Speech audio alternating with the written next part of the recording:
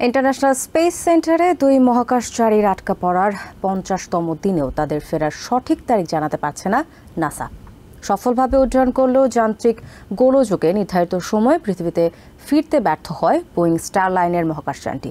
তাদের ফিরিয়ে আনতে যৌথ প্রচেষ্টায় কাজ শুরু করে নাসা ও বোয়িং। কাজে অগ্রগতি হলেও তাদের উদ্ধারে এখনই কোনো পদক্ষেপ নেওয়া যাচ্ছে না বলে জানিয়েছে সংশ্লিষ্টরা। প্রায় 2 মাস হতে চললেও মহাকাশচারীদের ফেরার ব্যাপারে কোনো সুখবর দিতে পারেনি মহাকাশ গবেষণা প্রতিষ্ঠান নাসা। গত মাসের 5 তারিখে বোয়িং স্টারলাইনের মহাকাশযানে করে ফ্লোরিডা থেকে আইএসএস এর উদ্দেশ্যে যাত্রা করেন সুনিতা উইলিয়ামস ও ব্যারিবোজ উইলমোর। কাজ শেষে 8 দিন পর ফেরত আসার পরিকল্পনা থাকলেও যান্ত্রিক গোলযোগের কারণে স্পেস স্টেশনে আটকা পড়েন মহাকাশচারীরা। এর পরপরই থ্রাস্টার ত্রুটি ও হিলিয়াম লিকেজের সমস্যা সমাধানে পরীক্ষামূলক মিশন শুরু করে নাসা ও বোয়িং।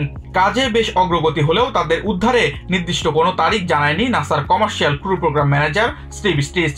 তবে তারা সম্ভাব্য সব ধরনের পরিস্থিতি মোকাবেলার জন্য প্রস্তুত রয়েছেন বলে আশ্বাস দেন। I think we're starting to close in on those final pieces of the flight rationale. মহাকাশচারীরা শারীরিক ও মানসিকভাবে সুস্থ এবং কর্মক্ষম রয়েছেন বলে নিশ্চিত করেন স্টিচ। তারা স্টেশনে অন্যান্য কাজের মাধ্যমে অভিজ্ঞতার ঝুলি অর্জন করছেন বলে জানান তিনি। They're eager to do experiments for station, eager to help out, eager to... স্টিচের সাথে সুর মেলালেন বোয়িং এর ভাইস প্রেসিডেন্ট মার্ক ন্যাপিও। তিনি বলেন, মহাকাশচারীরা যে উদ্দেশ্যে পাড়ি জমিয়েছিলেন তা সফল হয়েছে। এখন তাদের নিরাপদে ফিরিয়ে আনাই বোয়িং এর লক্ষ্য। Our mission was to get the crew to ISS. That's been completed. Our mission was to learn from a flight test. এদিকে অনিশ্চিত পরিস্থিতিতেও নিজেদের মনোবল ধরে রেখেছেন সুনিতা ও বুচ। কিছুদিন আগে পৃথিবীতে ফেরার ব্যাপারে আশাবাদ জানিয়ে এক ভিডিও বার্তা পাঠিয়েছিলেন 2 নভোচারী।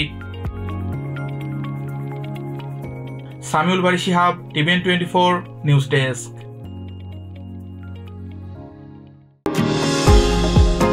নিউ ইয়র্ক থেকে সম্প্রচারিত টিভিএন 24 টেলিভিশন বিশ্বজুড়ে বাঙালির কণ্ঠস্বর।